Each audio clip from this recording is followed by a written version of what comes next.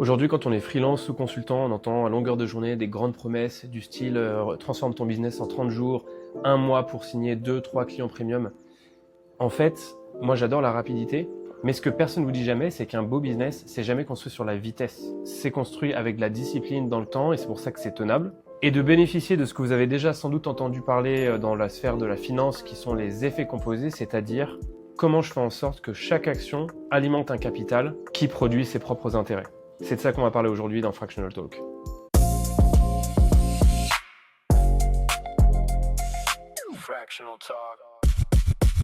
Alors déjà pour commencer, vous avez peut-être remarqué qu'il y avait un changement, même deux.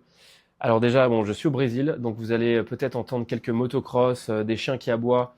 Tout est normal et au moins vous vivrez la vraie expérience brésilienne. La deuxième chose, c'est que je suis tout seul.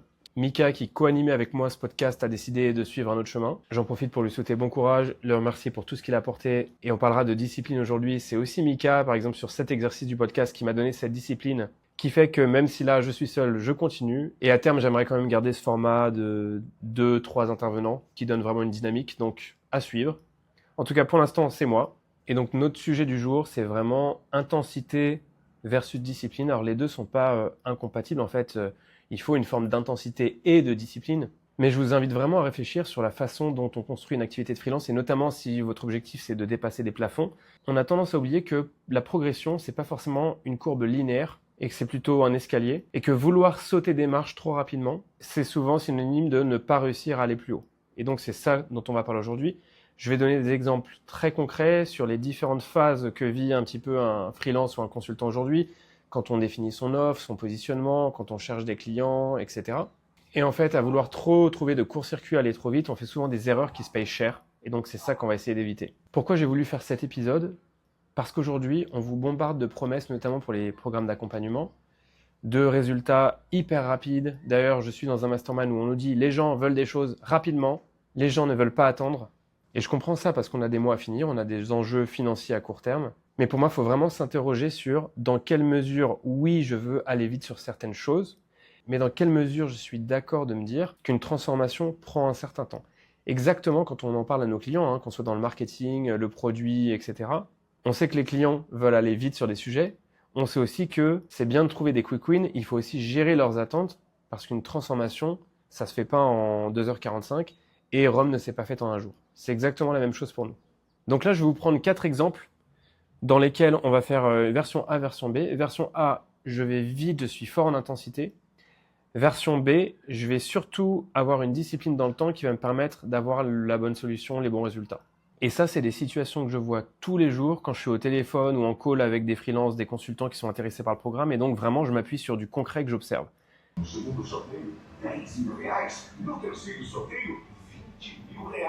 Donc, il faut savoir qu'au Brésil, il y a des voitures qui passent avec des haut-parleurs et qui font de la pub.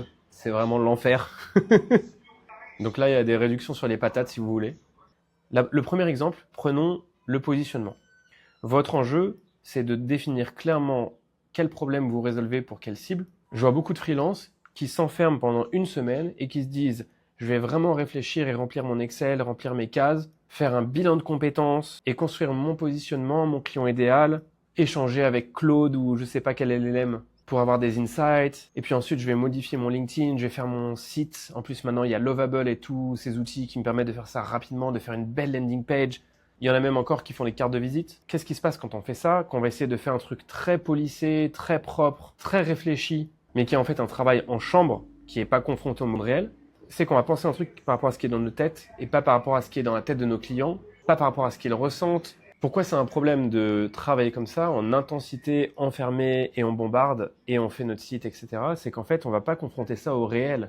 On va confronter à ce qu'on imagine du réel. On va pas prendre des verbatims de nos prospects, de nos clients idéaux. On va pas vraiment avoir d'insight et de data sur ce qu'ils pensent, sur ce qu'ils ressentent, sur leurs vrais problèmes, sur leurs vrais blocages, leurs vrais freins, etc.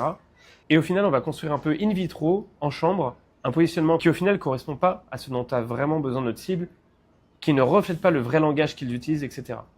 Une approche qui mise davantage sur la discipline et le temps moyen, temps long, ça va être de rapidement formuler un positionnement et une offre et de la confronter au marché, ce qui va nous permettre de récolter des insights du monde réel.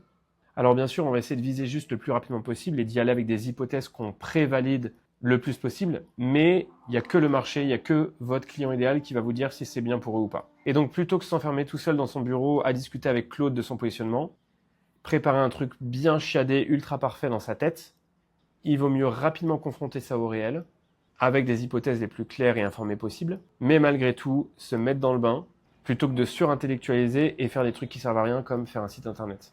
En fait, tout comme on parle beaucoup de product market fit dans le monde des startups, vous devez trouver votre positionnement market fit en tant que freelance ou consultant.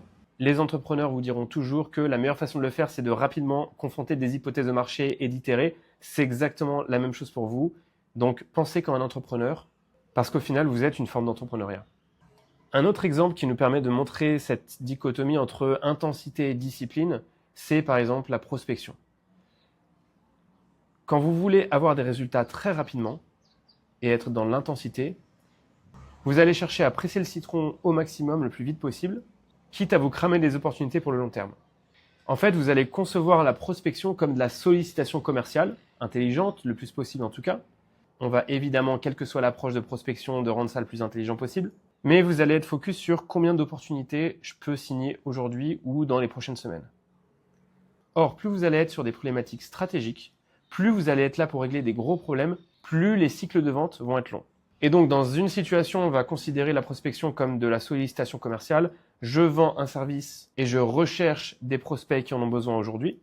Tandis que quand on mise sur la discipline et quand on veut créer une activité qui capitalise sur ses intérêts, on va considérer la prospection comme un agrandissement de son réseau.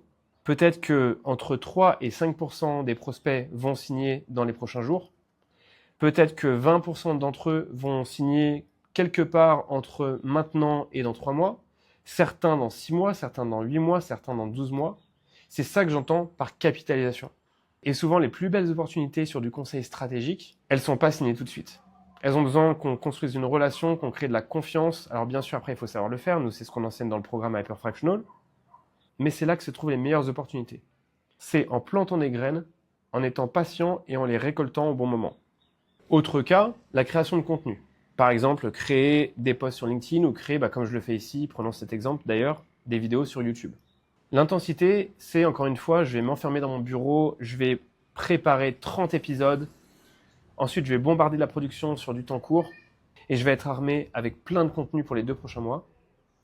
Le problème, c'est que ce niveau d'intensité est très difficile à maintenir parce qu'en fait, on n'est pas des créateurs de contenu à plein temps. Et dans la création de contenu, dans cette perspective de générer de la bonne visibilité auprès de ses cibles, de créer de la confiance, d'exposer ses idées, sa personnalité, son expertise, etc. Ce qui fait la différence, c'est de le faire sur le temps long. Et donc, un pari gagnant, c'est de se dire quel est le bon volume, certes, mais surtout la discipline qui va me faire tenir dans le temps. C'est pour ça qu'aujourd'hui, typiquement, je suis tout seul, Mika n'est plus là, je continue de le faire tous les jeudis à 18h. Vous verrez une vidéo sur cette chaîne, parce que c'est ça qui fonctionne, c'est de miser sur la discipline et le temps long plutôt que l'intensité. Un autre exemple qu'on peut prendre, c'est la partie commerciale. Aujourd'hui, vous avez sans doute plein de progrès à faire sur la partie vente, sur le closing. Donc, comment on transforme un meeting client en signature de contrat derrière. Si vous avez pour objectif de devenir un super sales avec une formation accélérée d'1 mois, je peux déjà vous garantir que c'est mort. Ce qui va faire de vous un bon sales, un bon commercial, c'est pas une formation de 30 jours accélérée qui va vous délivrer du savoir. Ça va être votre pratique avec assez de volume, de récolter des données. Alors bien sûr, une formation aide. Nous, au sein du programme, on a une formation commerciale accélérée qui permet de quand même comprendre quel processus adopter, comment traiter les objections. On a d'ailleurs fait une vidéo sur ce podcast là-dessus. Donc oui, la formation permet d'avoir une bonne base, mais ce qui va vraiment vous aider à vous développer, c'est l'expérience, la pratique. Analyser tous vos transcripts par une IA, identifier des patterns, mesurer ce que vous faites et en fait comprendre quels sont vos goulots d'étranglement, quelles sont les erreurs que vous répétez. Et donc, ça peut être très frustrant d'avoir cette attente de transformation en 1 mois, de se dire qu'en 30 jours, je vais pouvoir régler tous mes problèmes et avoir des résultats. Alors là, vous allez peut-être me dire, oui, ok Brice, t'es gentil, mais j'ai besoin de résultats rapides. J'ai besoin de boucler ma fin de mois, j'ai la réalité de ma trésorerie et du coup, je dois faire rentrer du cash. Et ça, je l'entends. D'ailleurs, pour les gens qui nous rejoignent, on a un objectif, nous on a un KPI en interne qui est, on veut que les gens aient un quick win en 45-60 jours. En fait, la réponse, c'est pas sois patient. La vitesse, il faut la mettre dans l'itération. Il y a des choses sur lesquelles on peut accélérer, aller vite. Mais il faut se fixer les bonnes attentes. Une transformation, ça met un peu de temps. Et c'est dommage de sacrifier un actif qui va composer au fil des mois et des années pour être enfermé sur le court terme et dans des bursts qui vont avoir un effet immédiat, mais qui ne vont pas nous aider à aller plus haut et à construire un modèle qui va nous correspondre. Le problème de l'intensité, c'est qu'il nous donne l'illusion d'aller vite, mais elle laisse rien derrière. Le sprint qui s'arrête, c'est un effort qui ne capitalise pas. Et je dirais même pire, sauter une étape pour aller plus vite, ça crée souvent une dette, un positionnement sans positionnement market fit, un prix de vos services cassé, impossible à rattraper, des leads cramés par une prospection pensée comme de la sollicitation commerciale, même intelligente. Toutes ces erreurs, tu les rembourses avec des intérêts.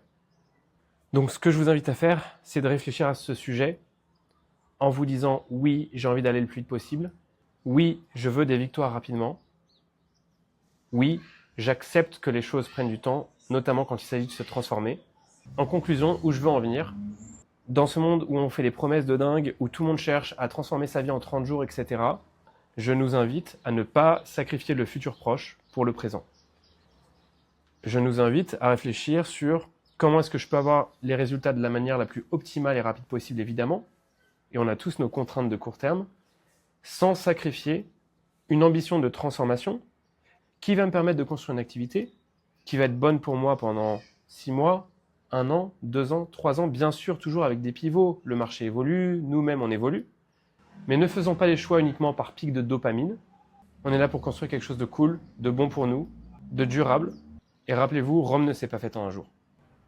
Donc comment arriver à régler l'intensité sur le bon niveau qui me permette de ne pas me cramer et de maintenir cette discipline sur le long terme, sachant que c'est ça qui fera la différence. Je vous laisse réfléchir à tout ça, notamment pour la prochaine fois où vous verrez une publicité qui vous dira qu'en 30 jours, vous allez transformer votre business. En fait, au fond, je pense que vous le savez tous déjà, mais ça fait jamais de mal de le rappeler. Ciao et à la semaine prochaine. Il